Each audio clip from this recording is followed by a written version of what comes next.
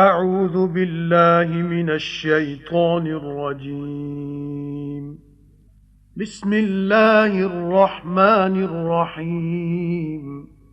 ਸ਼ੁਰੂ ਅੱਲਾ ਦੇ ਨਾਮ ਨਾਲ ਨਿਹਾਇਤ ਤਰਸ ਕਰਨ ਵਾਲਾ ਬਹੁਤ ਮਿਹਰ ਕਰਨ ਵਾਲਾ।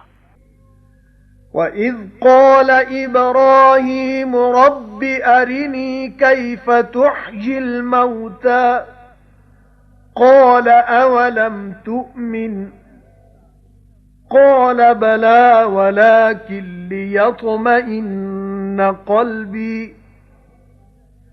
قَالَ فَخُذْ أَرْبَعَةً مِنَ الطَّيْرِ فَصُرْهُنَّ إِلَيْكَ ثُمَّ اجْعَلْ عَلَى كُلِّ جَبَلٍ مِنْهُنَّ جُزْءًا ثُمَّ ادْعُهُنَّ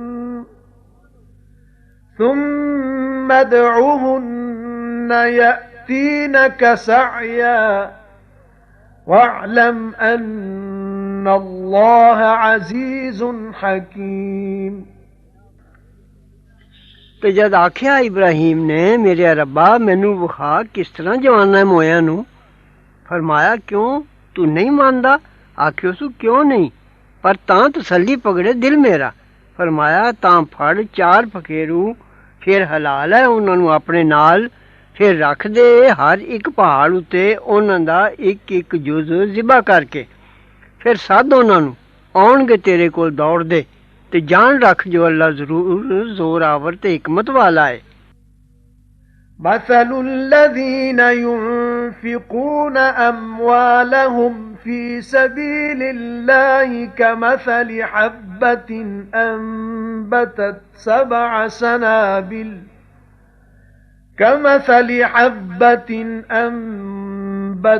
7 سنابل في كل سنبلة 100 حبة والله يضاعف لمن يشاء والله واسع عليم۔ ਹਾਲ ਉਹਨਾਂ ਦੇ ਖਰਚ ਦਾ ਜਿਹੜੇ ਖਰਚਦੇ ਨੇ ਮਾਲ ਆਪਣਾ ਅੱਲਾ ਦੇ ਰਾਹ ਵਿੱਚ, ਇੱਕ ਦਾਣਾ ਉਹਦੇ ਵਾਂਗੂ ਹੈ ਜਿਸ ਉਗਾਏ 7 ਸਿੱਟੇ, ਹਰ ਸਿੱਟੇ ਵਿੱਚ 100 ਦਾਣੇ ਨੇ, ਤੇ ਅੱਲਾ ਕਈ ਦੂਣੇ ਕਰ ਦਿੰਦਾ ਹੈ ਜਿਹਦੇ ਲਈ ਚਾਹੇ, ਤੇ ਅੱਲਾ ਬੜਾ ਖੁੱਲਾ ਡੁੱਲਾ ਜਾਣਨ ਵਾਲਾ ਹੈ। الذين ينفقون أموالهم في سبيل الله ثم لا يتبعون ما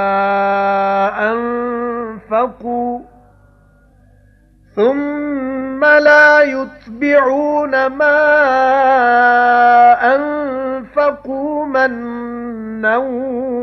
ولا أذى لهم أجرهم عند ربهم ولا خوف عليهم ولا هم يحزنون۔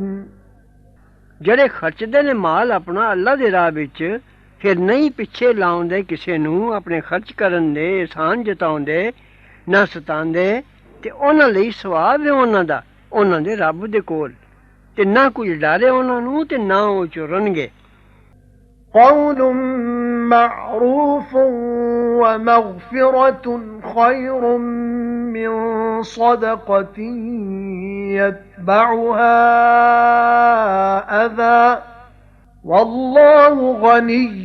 حليم۔ ਆਖਣੀ ਗੱਲ ਨੇਕ ਤੇ ਮਾਫ਼ ਕਰ ਦੇਣਾ ਚੰਗਾ ਹੈ ਉਸ ਖੈਰਾਤ ਨਾਲੋਂ ਜਿਹਦੇ ਪਿੱਛੋਂ ਸਤਾਇਆ ਜਾਏ, ਤੇ ਅੱਲਾ ਬੇਪਰਵਾਹ ਹੈ, ਤਹਮਲ ਵਾਲਾ। يا أيها الذين آمنوا لا تبطلوا صدقاتكم بالمن والأذى كالذي ينفق ماله رئاء الناس ولا يؤمن بالله واليوم الآخر فمثله كمثل صفوان عليه تراب فأصابه وابل فتركه صلدا لا يقدرون على شيء مما كسبوا والله لا يهدي القوم الكافرين ਐ ਈਮਾਨ ਵਾਲਿਓ ਬਰਬਾਦ ਨਾ ਕਰਨਾ ਖੈਰਾਤਾਂ ਆਪਣੀਆਂ ਨੂੰ ਇਹਸਾਨ ਜਤਾਨ ਤੇ ਸਤਾਨ ਨਾਲ ਉਹਦੇ ਵਾਂਗੂ ਜੋ ਖਰਚਦਾ ਹੈ ਮਾਲ ਆਪਣਾ ਲੋਕਾਂ ਨੂੰ ਵਿਖਾਣ ਲਈ ਤੇ ਨਹੀਂ ਮੰਨਦਾ ਅੱਲਾ ਨੂੰ ਤੇ ਦਿਨ ਆਖਰਤ ਨੂੰ ਫਿਰ ਹਾਲ ਉਹਦਾ ਇੱਕ ਪੱਥਰ ਦੇ ਹਾਲ ਵਾਂਗੂ ਹੈ ਜਿਸ ਉੱਤੇ ਕੱਟਾ ਹੈ ਫਿਰ ਪਹੁੰਚਿਆ ਉਹਨੂੰ ਮੀਂਹ ਜ਼ੋਰ ਦਾ ਫਿਰ ਕਰ ਛੱਡਿਆ ਉਹਨੂੰ ਸਾਫ਼ ਨਹੀਂ ਹੱਥ ਆਉਂਦਾ ਨੇ ਕੁਝ ਵੀ ਆਪਣੀ ਕਮਾਈ ਵਿੱਚੋਂ ਤੇ ਅੱਲਾ ਨਹੀਂ ਰਾਹ ਪਾਉਂਦਾ ਲੋਕਾਂ ਬੇਈਮਾਨਾਂ ਨੂੰ وَمَثَلُ الَّذِينَ يُنْفِقُونَ أَمْوَالَهُمُ ابْتِغَاءَ مَرْضَاتِ اللَّهِ وتثبيتا من أنفسهم كمثل جنة بربوة أصابها وابل فآتت أكلها ضعفين فإن لم يصبها وابل فطل والله بما تعملون بصير ਤੇ ਹਾਲ ਉਹਨਾਂ ਨੇ ਖਰਚਦਾ ਜਿਹੜੇ ਖਰਚਦੇ ਨੇ ਮਾਲ ਆਪਣਾ ਅੱਲਾ ਦੀ ਰਜ਼ਾਮੰਦੀ ਨੂੰ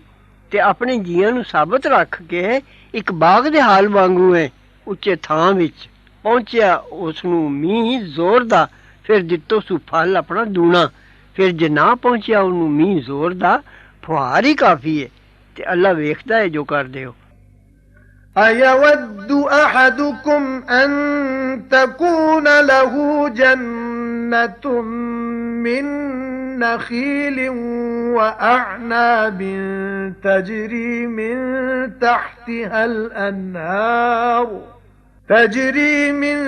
تحتها الأنهار له فيها من كل الثمرات وأصابه الكبر وله ذرية ضعفاء فأصابها إعصار فيه نار فاحترقت كذلك يبين الله لكم الآيات لعلكم تتفكرون ਭਲਾ ਤੁਸਾਂ ਵਿੱਚੋਂ ਕੋਈ ਇਹ ਚਾਹੁੰਦਾ ਹੈ ਜੋ ਹੋਵੇ ਉਹਦਾ ਬਾਗ ਖਜੂਰਾਂ ਦਾ ਤੇ ਅੰਗੂਰਾਂ ਦਾ ਵਗਦੀਆਂ ਨੇ ਹੇਠ ਉਹਦੇ ਨਹਿਰਾਂ ਵਾਸਤੇ ਉਹਦੇ ਉਸ ਵਿੱਚ ਹਰ ਰੰਗ ਦਾ ਮੇਵਾ ਹੈ ਤੇ ਪਹੁੰਚਿਆ ਉਸ ਨੂੰ ਬੁਢੇਪਾ ਤੇ ਉਹਦੀ ਔਲਾਦ ਇੱਕ ਕਮਜ਼ੋਰ ਫਿਰ ਪਹੁੰਚਿਆ ਬਾਗ ਨੂੰ ਵਾਹ ਬਰੋਲਾ ਜਿਸ ਵਿੱਚ ਅੱਗ ਏ ਫਿਰ ਸੜ ਗਿਆ ਬਾਗ ਇਸੇ ਤਰ੍ਹਾਂ ਬਿਆਨ ਕਰਦਾ ਅੱਲਾ ਤੁਸਾਂ ਦੀ ਆਇਤਾਂ ਤਾਂ ਤੁਸੀਂ ਫਿਕਰ ਕਰੋ يا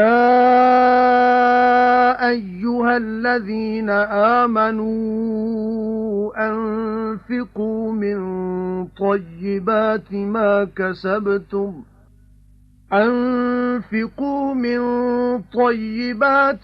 كسبتم ومما أخرجنا لكم من الأرض ولا تيمموا الخبيث منه تنفقون ولستم بآخذيه إلا أن تغمضوا فيه واعلموا أن الله غني حميد ਐ ਈਮਾਨ ਵਾਲਿਓ ਖਰਚ ਕਰੋ ਆਪਣੀ ਕਮਾਈ ਦੀਆਂ ਚੰਗੀਆਂ ਚੀਜ਼ਾਂ ਵਿੱਚੋਂ ਤੇ ਉਸ ਵਿੱਚੋਂ ਜੋ ਕੱਢਿਆ ਅਸਾਂ ਤੁਸਾਂ ਲਈ ਜ਼ਮੀਨੋਂ